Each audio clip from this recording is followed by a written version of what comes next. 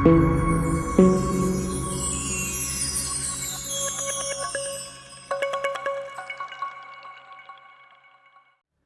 Friends, ഇന്ന് നമ്മൾ discuss ചെയ്യുന്നു Kerala public service commission 2024 beat forest officer തസ്തികയിൽ നടത്തിയ എക്സാമിൽ നിന്നുള്ള GKയിലെ ആദ്യ 10 ചോദ്യങ്ങൾ. അപ്പോൾ ലേറ്റസ്റ്റ് ആയിട്ട് നടത്തിയ PSCയുടെ എല്ലാ ചോദ്യങ്ങളും തുടർന്നുള്ള LD എക്സാമിന് തയ്യാറെടുക്കുന്നവർ തീർച്ചയായും അറിഞ്ഞിരിക്കണം. കാരണം ഇവ റിപ്പീറ്റ് ചെയ്യാനുള്ള സാധ്യത കൂടുതലാണ്. അതിനോട് അനുബന്ധമായ കാര്യങ്ങളും ചേർത്ത് പഠിക്കുക. നമുക്ക് ഈ ചോദ്യവും ഉത്തരവും വേഗത്തിൽ ഒന്ന് നോക്കാം. ആദ്യ ചോദ്യം: ഇന്ത്യയുടെ ഒന്നാം സ്വാതന്ത്ര്യ സമരത്തിൽ ഗറില്ല സമരം നടത്തിയ നേതാവ്. ഓപ്ഷൻസ്: ബഹദൂർ ഷാ 2, നാനാ സാഹിബ്, താന്ത്യ തോപ്പി, കൻവർ സിംഗ്. അപ്പോൾ ഈ 4 പേരുകൾ കേൾക്കുമ്പോഴും ഇവരെല്ലാം ഒന്നാം സ്വാതന്ത്ര്യ സമരത്തോട് ബന്ധപ്പെട്ടവരാണ്. ഇവിടെ വരുന്ന ആൻസർ ഓപ്ഷൻ സി, താന്ത്യ തോപ്പി. അപ്പോൾ ഗറില്ല സമരം ആരായിരുന്നു നേതൃത്വം കൊടുത്തത്? താന്ത്യ തോപ്പി.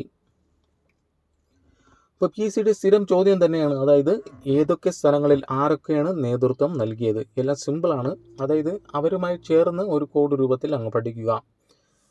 അപ്പോൾ നമ്മൾ ഝാൻസി എന്ന് കേൾക്കുമ്പോൾ മുഴുവൻ പേര് ഝാൻസി റാണി ലക്ഷ്മിബായി. അപ്പോൾ അതിൽ നിന്ന് തന്നെ നമുക്കൊരു ആൻസർ ഉണ്ട്. ഝാൻസിയിൽ നേതൃത്വം നൽകിയതാരാണ്? റാണി ലക്ഷ്മിബായി.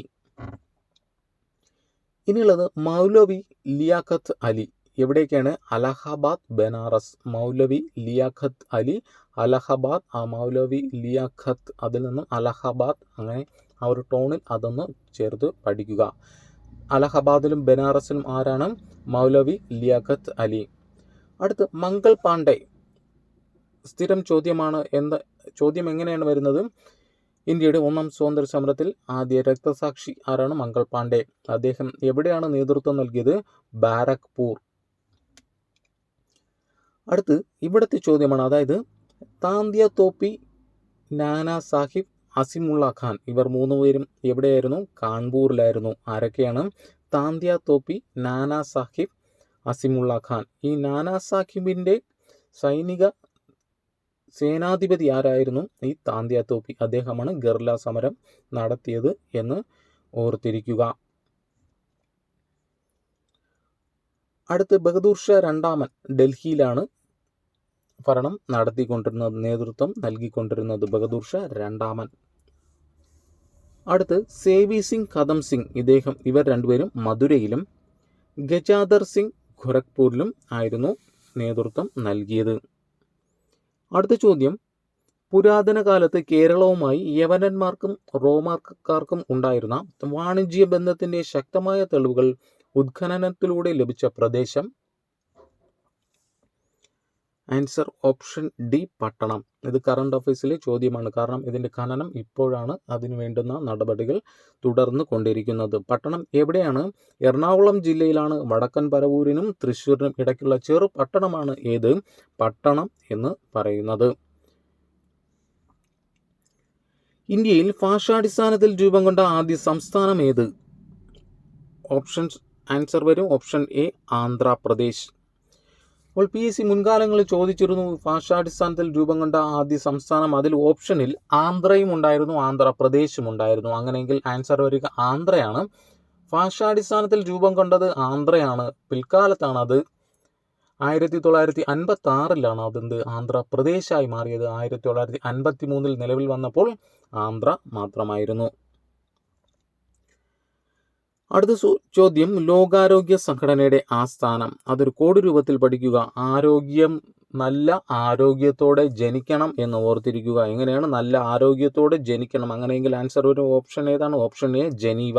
അപ്പോൾ ലോക ആരോഗ്യ സംഘടനയുടെ ആസ്ഥാനം ജനീവ. പ്രധാനപ്പെട്ട ലോക സംഘടനകളും അവയുടെ ആസ്ഥാനങ്ങളും ഒന്ന് ജസ്റ്റ് ഒന്ന് ഓർത്തിരിക്കുക. ഐക്യരാഷ്ട്രസഭയുടെ ആസ്ഥാനം ന്യൂയോർക്ക്. ഐക്യരാഷ്ട്രസഭ യൂണിസെഫ്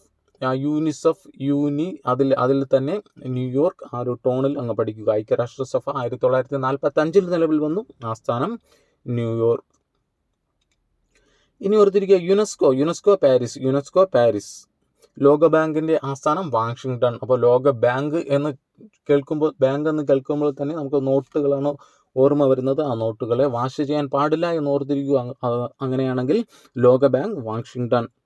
അടുത്ത് ലോക വ്യാപാര സംഘടനയും തൊഴിലാളി സംഘടനയും ഇവിടുത്തെ ചോദ്യമായ ആരോഗ്യ സംഘടനയുടെ ആസ്ഥാനം ഏതാണ്? ജനീവ എന്നും ഓർത്തിരിക്കുക. യൂറോപ്യൻ യൂണിയന്റെ ആസ്ഥാനം ബ്രസൽസ്. അടുത്ത ചോദ്യം, ഗാന്ധിജി നയിച്ച സമരങ്ങൾ താഴെ നൽകിയിരിക്കുന്നു. ആ ഓർഡറിൽ എഴുതാൻ വേണ്ടിയിട്ടാണ്, ഓർത്തിരിക്കുക. ഇന്ത്യയിൽ ഗാന്ധിജി ആദ്യമായി നടത്തിയ സമരം ഏതാണ്? ചമ്പാരൻ സമരം. ഇന്ത്യയിൽ ഗാന്ധിജി ആദ്യമായി നടത്തിയത് ചമ്പാരൻ. അങ്ങനെയെങ്കിൽ ചമ്പാരൻ ഓപ്ഷനിലുള്ളത് മൂന്നാമത്തെയാണ്. അപ്പോൾ മൂന്നാമത് ആദ്യം വരുന്ന ഓപ്ഷൻ ഒരെണ്ണമേ ഉള്ളൂ. അപ്പോൾ വേറെ ഒന്നും അറിഞ്ഞൂടെങ്കിലും ഇത് തന്നെയാണ് ആൻസർ. അപ്പോൾ അങ്ങനെയും ഒന്ന് ഓർത്തിരിക്കുക. നമുക്ക് പ്രധാനപ്പെട്ട വർഷങ്ങൾ നോക്കാം. ചമ്പാരൻ സത്യാഗ്രഹം 1917, 1917. പിന്നെയുള്ളത് നിസ്സഹകരണ പ്രസ്ഥാനം 1919, നിസ്സഹകരണം 1919. ഖേദ സത്യാഗ്രഹം തൊട്ടടുത്ത വർഷം 1918. തുടർന്നുള്ളത് സിവിൽ നിയമലംഘനം 1930. ഇനി ഇതിൻ്റെ ഇടയ്ക്ക് ചൗരി ചൗരമുണ്ട് 1922. അപ്പോൾ ഇത്രയും വർഷങ്ങൾ ഒന്ന് ഓർത്തിരിക്കുക. 2023 150-ാം ജന്മവാർഷികം ആചരിക്കപ്പെടുന്ന നവോത്ഥാന നായകൻ ആരാണ്? ആൻസർ വരും ഓപ്ഷൻ ബി, വക്കം അബ്ദുൽ ഖാദർ മൗലവി. ഇദ്ദേഹം അഞ്ചുതെങ്ങിലാണ് വക്കം. ഇദ്ദേഹത്തിന് പ്രധാന ചോദ്യങ്ങൾ ഒരുപാട് ചോദിക്കാറുണ്ട്. പ്രധാന ചോദ്യം, ഇദ്ദേഹം അഞ്ചുതെങ്ങിലാണ് സ്വദേശാഭിമാനി പത്രം ആരംഭിച്ചത്. 1905. അഞ്ചുതെങ്ങ് സ്വദേശാഭിമാനി പത്രം. ഇദ്ദേഹം 1906 മുസ്ലിം മാസിക എന്നൊരു മാസികയും പുറത്തിറക്കി. ഇദ്ദേഹത്തിൻ്റെ ജനനം 1873. അതേ പ്ലസ് 150 ചേർക്കുമ്പോൾ 2023. അപ്പോൾ 1873 തിരുവനന്തപുരം ജില്ലയിൽ വക്കം ജനിച്ചു. അടുത്ത ചോദ്യം, ഭൂവൽക്കത്തെക്കുറിച്ച് താഴെ പറയുന്നവയിൽ ഏതാണ് ശരി? ഓരോ ഓപ്ഷൻസും നോക്കാം. ഭൂമിയുടെ ഏറ്റവും പുറമേയുള്ള ശിലാനിർമ്മിതമായ കട്ടിയുള്ള ഭാഗമാണ് ഭൂവൽക്കം. കേട്ടിട്ട് എന്ത് തോന്നുന്നു? ശരിയാണ്. കാരണം അകത്തോട്ടെല്ലാം ലായനികളാണ്. അപ്പോൾ ഏറ്റവും കട്ടിയുള്ള ഭാഗം എന്ന് പറയുന്നത് ഭൂവൽക്കം തന്നെയാണ്. സമുദ്രതട ഭൂവൽക്കത്തിന് വൻകര ഭൂവൽക്കത്തെ അപേക്ഷിച്ച് കനം കുറവാണ്. അതും ശരിയാണ്. ഹിമാലയൻ പർവ്വത മേഖലകളിൽ ഭൂവൽക്കത്തിന് കനം വളരെ കുറവാണ്. അത് തെറ്റാണ്. ഹിമാലയ പാളികൾ എന്ന് കേൾക്കുമ്പോൾ തന്നെ കട്ടിയുള്ള ഭാഗമാണ് വളരെ കൂടുതലാണ്. അങ്ങനെയെങ്കിൽ ആൻസർ വരും ഓപ്ഷൻ ബി 1ഉം 2ഉം മാത്രം. ഏതാണ് ശരി എന്നാണ് ചോദ്യം. അടുത്ത ചോദ്യം, തിരമാലകൾ എന്നാൽ ജലത്തിൻ്റെ ചലനം. ശരിയാണ്. സമുദ്രോപരിതലത്തിലൂടെയുള്ള ഊർജ പ്രവാഹം. അടുത്ത നോക്കാം. ചന്ദ്രൻ്റെയും സൂര്യൻ്റെയും ഗുരുത്വാകർഷണ ബലം മൂലം സമുദ്രജലത്തിനുണ്ടാകുന്ന ചലനം. ഇതാണ് തിരമാലകൾക്കുള്ള ഏറ്റവും ആദ്യത്തെ നിർവചനം ചോദിച്ചാൽ ഇതാണ്. ചന്ദ്രൻ്റെയും സൂര്യൻ്റെയും ഗുരുത്വാകർഷണ ബലം മൂലം സമുദ്രത്തിലുണ്ടാകുന്ന ചലനമാണ് എന്ത്? തിരമാലകൾ. അപ്പോൾ നമുക്കിവിടെ PSC കൊടുത്തുള്ള ആൻസർ ഓപ്ഷൻ ബി ആണ്. 1ഉം 3ഉമാണ് ആൻസറായിട്ട് കൊടുത്തിട്ടുള്ളത്. ഈ ഊർജ പ്രവാഹം PSC സ്കിപ്പ് ചെയ്തിട്ടുണ്ട്. അപ്പോൾ ഈ ഊർജ പ്രവാഹം അതും കണക്കാക്കാം. അപ്പോൾ ആൻസർ വരും ഇവിടെ ഓപ്ഷൻ ബി. അടുത്ത ചോദ്യം, താഴെ കൊടുത്തിരിക്കുന്നതിൽ ഇന്ത്യൻ തീരസമതലങ്ങളെക്കുറിച്ചുള്ള തെറ്റായ സൂചന കണ്ടെത്തുക. ഓരോ ഓപ്ഷൻസ് നോക്കാം. പശ്ചിമ തീരത്തെ അപേക്ഷിച്ച് കിഴക്കൻ തീരസമതലം വീതി കുറവാണ്. അത് തെറ്റാണ്. വീതി കൂടുതലാണ്. കിഴക്കോട്ടൊഴുകി ബംഗാൾ ഉൾക്കടലിൽ പതിക്കുന്ന നദികൾ പൂർവ്വതീരങ്ങളിൽ വിശാലമായ ഡെൽറ്റകൾ സൃഷ്ടിക്കുന്നു. അത് ശരിയാണ്. താഴ്ന്നുപോയ സമതലങ്ങൾക്ക് ഉദാഹരണങ്ങളാണ് പശ്ചിമ തീര സമതലങ്ങൾ. അതും ശരിയാണ്. അപ്പോൾ തെറ്റായ സൂചന ഓപ്ഷൻ എ മാത്രം.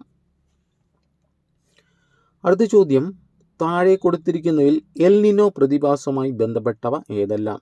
അപ്പോൾ എന്താണ് എൽ നിനോ എന്ന് ഓർത്തിരിക്കുക. അതായത് നമുക്ക് ഇപ്പോൾ നിൽക്കുന്ന കാലാവസ്ഥ വ്യതിയാനം, വർഷങ്ങൾ കൊണ്ട് മാറ്റം സംഭവിക്കാൻ കാരണമായ പ്രതിഭാസങ്ങളാണ് ഏത്? എൽ നിനോ പ്രതിഭാസം. ഓരോ ഓപ്ഷൻസ് നോക്കാം. മധ്യരേഖ വായുചംക്രമണത്തെ തടസ്സപ്പെടുത്തുന്നു. ശരിയാണ്. അതായത് ഈ എൽനിനോ എന്ന് പറയുന്നത് കാലാവസ്ഥാ വ്യതിയാനത്തിന് എതിരായിട്ടുള്ള ഒരു പ്രതിഭാസമാണ്. അപ്പോൾ നെഗറ്റീവായിട്ടുള്ള എല്ലാം ഇതിൽ വരും. സമുദ്രജല ബാഷ്പീകരണം ക്രമരഹിതമാകുന്നു. ശരിയാണ്. സമുദ്രപ്ലവങ്ങളുടെ അളവിൽ കുറവ് വരുത്തുന്നു. അപ്പോൾ ഈ പ്ലവങ്ങളുടെ അളവിൽ ഇത് ബാധിക്കുന്നില്ല. അടുത്ത് കാലാവസ്ഥാ മാറ്റത്തിന് ഇതൊരു കാരണമാകുന്നു.